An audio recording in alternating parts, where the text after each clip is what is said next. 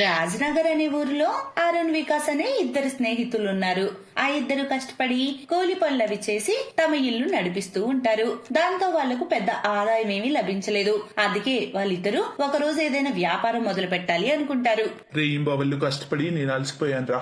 కష్టం తక్కువ డబ్బు ఎక్కువ వచ్చే పని ఏదైనా మొదలు పెడదాం అనుకుంటున్నాను. ఆలోచిస్తే వ్యాపారమే సరైంది అనిపిస్తుంది. నువ్వు నాతో వ్యాపారంలో భాగస్వామ్యం ఉంటావా? కానీ అరుణ్, నచ్చవద్దు, అలా వద్దు. నాపై నమ్మకం ఉందా లేదా చెప్పు. సరే, నేను కొంత డబ్బు పెడతాను. కానీ మనం ఏం వ్యాపారం చేయాలి? మనం ఒక కొత్త వ్యాపారం మొదలు పెడదాం. కూరగాయల వ్యాపారం. ఊళ్ళో రైతుల దగ్గర నుంచి తక్కువ రేటుకి తీసుకొని పట్టణంలో ఎక్కువ రేటుకి అమ్ముదాం. కానీ రైతుల దగ్గర నుంచి తక్కువ రేటుకి ఎందుకు కొనడం? ఎక్కువ కష్టం అసలు రైతులదే కదా. అరే, మనం వ్యాపారం చేయబోతున్నాం. మనసుతో కాదు, బుర్రతో ఆలోచించాలి, సరేనా? ఆ ఇద్దరు స్నేహితులు కలిసి కూరగాయల వ్యాపారం మొదలు పెడతారు. కొద్ది రోజుల్లోనే చాలా డబ్బు సంపాదిస్తారు. అలా ఒక నెల గడుస్తుంది. ఒకరోజు వికాస్ భార్య ప్రియా అతనితో అంటుంది, ఏవండి, మీకు డబ్బు అందిందా? వంటింట్లో సరుకులు అవి నిండుకున్నాయి. ప్రియా, నేను ఇప్పుడే అరుణ్ దగ్గరికి వెళ్లి నా వాటర్ డబ్బు తీసుకొని వస్తాను. నేను అరుణ్ చాలా కష్టపడ్డాం. సంవత్సరం మొత్తం సంపాదించేది ఒక నెలలోనే సంపాదించాం తెలుసా. ఇప్పుడే వెళ్లి ఆ డబ్బు తెస్తాను. అవునా? ఇది చాలా మంచి విషయం అండి. సరే, అరుణ్ ఇంటికి వెళ్లి నా వాటర్ డబ్బు తీసుకొస్తాను. నే వెళ్ళి రానా?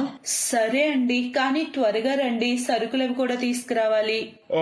త్వరగా వస్తాను. అలాగే నువ్వు హల్వా చేయి. ఇవాళ డబ్బు అందుతుంది కదా, శుభవేళ కదా, మనం మన నోరు తీపి చేసుకోవాలి. అలాగే హల్వా దేశీ నెయ్యితో మాత్రమే చేయి. సరే అండి. వికాస్ చాలా సంతోషంగా అరుణ్ ఇంటికి వెళ్తాడు. కానీ అక్కడికి వెళ్లేటప్పటికి ఇంటికి తాళం వేసి ఉంటుంది. అరే, అరుణ్ ఇంటికి తాళం వేసిందేంటి? అరే అన్నా, ఆ అరుణ్ రాత్రే ఇల్లు ఖాళీ చేసి వెళ్లిపోయాడు. నా అద్దె కూడా ఇవ్వలేదు అతను. ఏంటి, వెళ్ళాడా?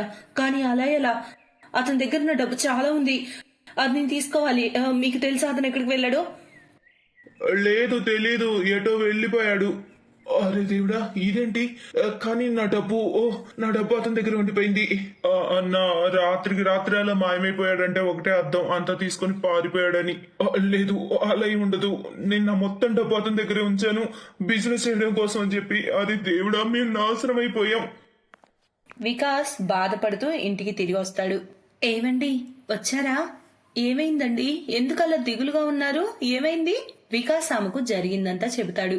ప్రియా, నా స్నేహితుడు ఇలా చేస్తాడని నేను అస్సలు ఊహించలేదు. కొత్త వ్యాపారం మత్తులో నేను ఉన్న కూలి ఉద్యోగం కూడా పోగొట్టుకొని కూర్చున్నా. ఈ రోజు తర్వాత నేను ఇక ఎవరిని నమ్మను.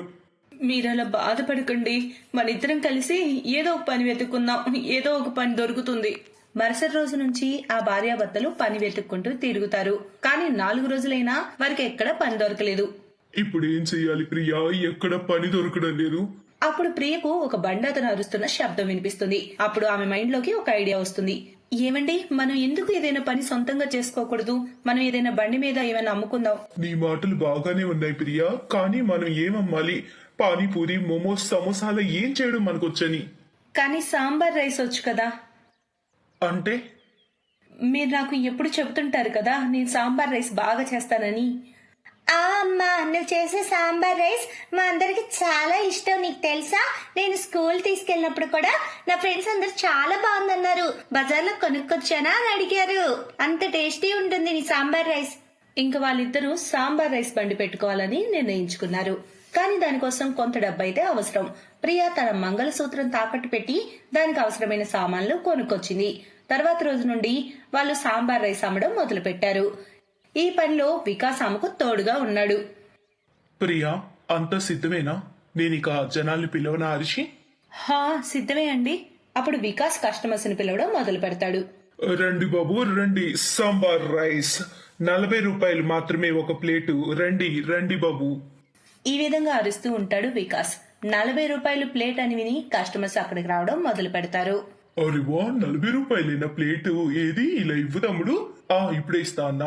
ఇదిగో తీసుకోండి మీ సాంబార్ రైస్. ప్రియ చేసిన సాంబార్ రైస్ వాళ్ళకు చాలా బాగా నచ్చుతుంది. అదే విధంగా కస్టమర్స్ రష్ పెరుగుతుంది. మొదటి రోజే వాళ్ళకి ఆదాయం బాగా వస్తుంది. చూసారా అండి, ఎంత మంచి ఆదాయం వచ్చిందో. ప్రియా, మొదటి రోజు ఇంత ఆదాయం వస్తుందని నేను అనుకోలేదు. ఈ విధంగా వాళ్ళిద్దరూ బాగా సంపాదిస్తున్నారు. కొద్ది రోజుల్లోనే ఇంటి కోసం కొత్త కొత్త వస్తువులు, టీవీ, ఫ్రిడ్జ్, కూలరు ఇలాంటివి కొంటారు. ఇప్పుడు వాళ్ళిద్దరు ఇంకా కష్టపడుతూ రోజు రోజుకి ఆదాయం పెంచుకుంటున్నారు. అదంతా చూసి వాళ్ళ పొరుగింటి సరళ వాళ్ళపై అసూయపడుతుంది. రోజు రోజుకి కొత్త సామాన్లు వచ్చేస్తున్నాయి వాళ్ళ ఇంట్లోకి, బాగా సంపాదించేస్తున్నారు. ఇలా అయితే వాళ్ళు ధనవంతులైపోతారు. లేదు లేదు, నేనైతే ఇదంతా తట్టుకోలేకపోతున్నాను. ఇంత ఆనందంగా వాళ్ళుంటే చూడలేకపోతున్నాను.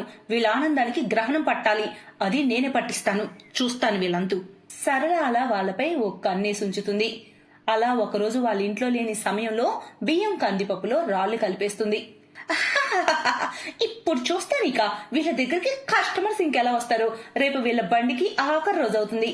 కస్టమర్స్ వీళ్ళ సాంబార్ రైస్ తినేటప్పుడు రాళ్ళు తగిలి ప్రాణం పోతున్నట్లు అవుతుంది. ఆపై ఈ ఊళ్ళో కూడా ఉండనివ్వరు వీళ్ళని. మరుసటి రోజు మళ్ళీ బండి తీసుకొని వాటి మీద సామాన్లు వేసుకొని వెళ్తారు ప్రియా, వికాస్లు. సాంబార్ రైస్ అమ్మడం మొదలు పెడతారు. దూరం నుంచి జరిగే తమాషా అంతా చూడాలనుకుంటుంది సరళ. చాటుగా అంతా చూస్తూనే ఉంటుంది. కాసేపటి తర్వాత కస్టమర్స్ బండి దగ్గరకు వస్తారు. కానీ ఎవరికి ఏం కాకపోవడంతో చూసి సరళ షాక్ అవుతుంది. అరే, అలా ఎలా కుదురుతుంది? వీళ్ళందరూ హాయిగా తింటున్నారేంటి? వాళ్ళకి ఇంటికి ఏం అవడం లేదు. అప్పుడు అక్కడికి సరళ భర్త రామచంద్రయ్య వస్తాడు. ఏమైంది సరళ, ఎవరికి ఏం అవ్వలేదని ఆశ్చర్యంగా ఉందా? అంటే ఎక్కువగా నటించకు. నిన్న నువ్వు వాళ్ళ ఇంటికి వెళ్లి రేషన్లో రాళ్లు కలపడం నేను చూశాను. నీకు సిగ్గు లేదా? జనాల ప్రాణాలతో ఆటలాడుతున్నావా? అది కేవలం జలసీ వల్ల. నువ్వు అక్కడికి వెళ్ళడం నేను చూశాను కాబట్టి సరిపోయింది. నువ్వు అలా చేయడం నేను చూడటం మంచిదైంది. నేను వికాస్ వాళ్ళకి అంతా చెప్పి మళ్ళీ కొత్త రేషన్ తీసుకొచ్చి ఇచ్చాను. నీలాంటి దాన్ని భార్య అని చెప్పుకోవాలంటేనే సిగ్గేస్తుంది నాకు. ఛీ! అప్పుడే అక్కడకు వికాస్, ప్రియా కూడా వస్తారు. వాళ్ళిద్దరు పొట్ట కొట్టాలని చూసావు కానీ సిగ్గుందా నీకు అసలు? ఆ బండి వాళ్ళ పొట్టకుడు. ఆ ఇద్దరు ప్రియా, వికాసులు నీకు చేసింది మర్చిపోయావా? మనకి ఎన్నిసార్లు వాళ్ళు సాయం చేశారు. దేవుడి కన్నా ఎక్కువే వాళ్ళు మనకి. మర్చిపోయావా నువ్వు? తన భర్త మాటలు విన్న సరళకు తన తప్పు తెలిసొస్తుంది. తన తప్పుకు పశ్చాత్తాపడుతుంది. నన్ను క్షమించండి, నా వల్ల చాలా పెద్ద తప్పు జరిగిపోయింది. ప్రియా, వికాస్ అన్నయ్య, మీ ఇద్దరు నన్ను క్షమించండి. నేను మర్చిపోయాను. నా కొడుక్కి కరెంట్ షాక్ తగిలినప్పుడు ప్రియా వదిలి వచ్చి తన ప్రాణాలకు తెగించి నా కొడుకును కాపాడింది. మా ఇంట్లో తినడానికి ఏమీ లేనప్పుడు వికాస్ అన్నయ్య సహాయం చేశాడు. నేను అది మర్చిపోయాను. నన్ను క్షమించండి. ఏం పర్వాలేదు సరళ వదిన, మనుషులం కదా, తప్పు జరుగుతూ ఉంటుంది అప్పుడప్పుడు. అలాగా మీరు పశ్చాత్తాపడుతున్నారు, అదే సంతోషం మాకు. బాధపడకండి. వాళ్ళు సరళను క్షమిస్తారు. ఇక వారి వ్యాపారాన్ని కష్టపడి ముందుకు తీసుకెళ్తారు. కొద్ది నెలల్లోనే వాళ్ళు మంచి ఆదాయం పొందుతారు. సొంత ధాబా కూడా ఓపెన్ చేస్తారు. దాంతో వారి ఆదాయం ఇంకా పెరుగుతుంది. వాళ్ళు సంతోషంగా తమ జీవితం గడుపుతూ ఉంటారు. తెలుసా సుర్బి డార్లింగ్, మన ఫస్ట్ నైట్ గురించి నేను ఎంతగా వెయిట్ చేశానో నీకు తెలుసా? ఈ రోజు తెలుస్తుంది నీ కునాల్ ఎంత రొమాంటిక్కో. అలా అంటూనే కునాల్ సురభి గోంగట్ని ఎత్తుతాడు. సురభిని అతను కిస్ చేస్తుండగా తన పెద్ద అన్న మోహిత్ గట్టిగా అరుస్తాడు. ఏ చీ చీ చీ చీ చీ, ఏం చేస్తున్నావు? లే ఇక్కడి నుంచి. ఇలా నన్ను చంపుకు తింటావా ఏంటి? లే ఇక్కడి నుంచి. ఓ సారీ అన్న, అది నాకు ఒక కళ. అర్థమైందిలే.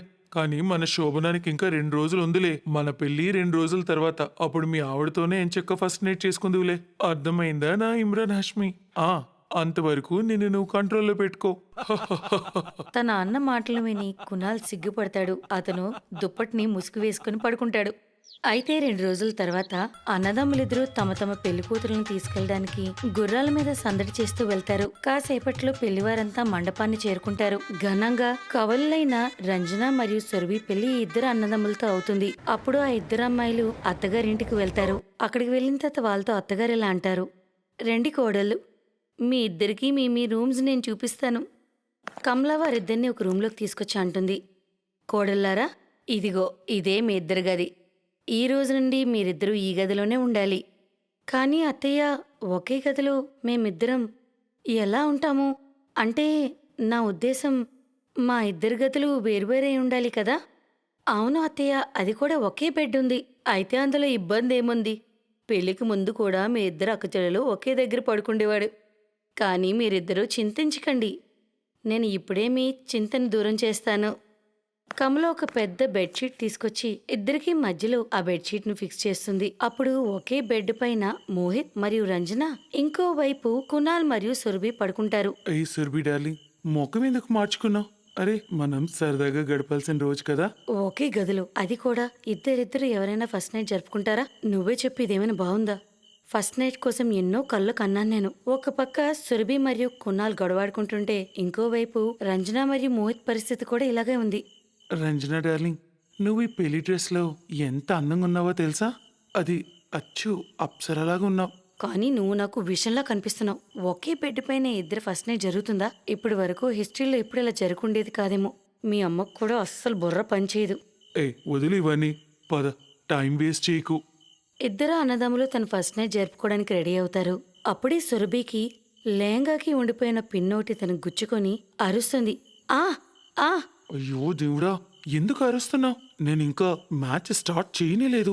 అప్పుడే రంజన వాళ్ళిద్దరు అరుపులు విని ఇలా అంటుంది. చూసారా, Surabhi Kunal bat ball start చేసేశారు. రంజన డార్లింగ్, నువ్వు టెన్షన్ పడుకు. మొదట నేనే 6 కొడతాను. వారిద్దరూ మాట్లాడుకుంటున్నప్పుడే కర్టెన్ కిందకు పడిపోతుంది మరియు వారిద్దరూ సిగ్గుతో ఉక్కిరిబిక్కిరైపోతారు. ఇద్దరూ కోపంతో ఫస్ట్ నైట్ జరుపుకోకుండానే పడుకుండిపోతారు.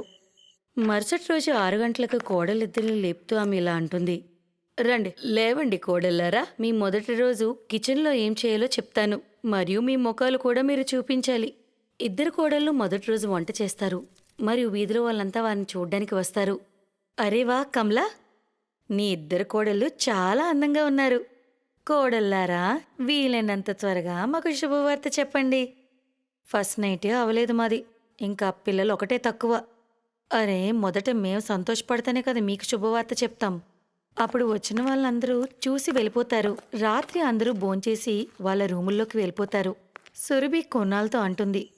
పద కున్నాల్, ఈరోజైనా ఏదైనా హంగామా చేద్దాం. కునాల్ ఇలా దగ్గరికి వస్తున్నాడో లేదో కర్టన్ తీసి రజని అంటుంది. సారీ సురభి, మోహిత్కి దాహం వేస్తుందంట, కొంచెం వాటర్ బాటిల్ ఇస్తావా? ఇదిగో నీళ్లు తాగి నీ దాహం తీర్చుకో. నా దాహం ఇంకెప్పుడు తీరుతుందో. ఆ రోజు కూడా వాళ్ళు ఫస్ట్ నైట్ జరుపుకుందాం అనుకుంటారు కానీ వాళ్ళ కోరికగానే మిగిలిపోతుంది. అప్పుడు రంజనకు ఒక ఐడియా వస్తుంది. చూడండి, నాకు ఒక ఐడియా వచ్చింది. నేను మోహిత్ బయట వరండాలో కూర్చుంటాం. అంతలో మీరు మీ ఫస్ట్ నైట్ జరుపుకోండి. ఆ తర్వాత మీరిద్దరు వరండాలో కూర్చోండి. అప్పుడు మేం మా ఫస్ట్ నైట్ జరుపుకుంటాం. ఈ విధంగా మనం ఫస్ట్ నైట్ జరుపుకోవచ్చు. అరే వా అక్క, ఎంత మంచి ఐడియా. మన ఫస్ట్ నైట్ అయితే జరగదని నేను అనుకున్నాను. ఇప్పుడు ఇంక జరుగుతుంది అని అనిపిస్తుంది. కానీ మాకన్నా ముందు మీరు ఫస్ట్ నైట్ జరుపుకోండి. మీరు పెద్ద మరియు ఈ బెడ్ పైన మీకే మొదటి హక్కు ఉంది. సరే నా చిట్టి చెల్లెలా. అయితే రంజన మోహిత్ తన ఫస్ట్ నైట్ ని మొదట జరుపుకుంటారు. అప్పటి వరకు సురభి మరియు కునాల్ బయట వెయిట్ చేస్తారు. ఆ తర్వాత సురభి మరియు కునాల్ అదే బెడ్ పైన ఫస్ట్ నైట్ జరుపుకుంటారు. ఈ విధంగా ఇద్దరు అక్కజెల్లెల ఫస్ట్ నైట్ ఒకే బెడ్ మీద జరుపుకోవాలన్న కోరిక తీరుతుంది. ఆ నలుగురు సంతోషంగా అదే బెడ్ పైన పడుకుని పోతారు. Best buddies. హలో ఫ్రెండ్స్, ఈ వీడియో చూసినందుకు మీకు ధన్యవాదాలు. ఒకవేళ మీకు ఈ వీడియో నచ్చినట్లయితే దయచేసి లైక్ చేసి సబ్స్క్రైబ్ చేయండి మరియు ఈ వీడియోపై కామెంట్ చేయండి. ఇంకో విషయం, షేర్ చేయడం మర్చిపోకండి. ఇలాంటి మరిన్ని వీడియోలు మీరు చూడాలనుకుంటే కిందనే ఉన్న బెల్ బటన్ని నొక్కండి. చూస్తూనే ఉండండి బెస్ట్ బడీస్.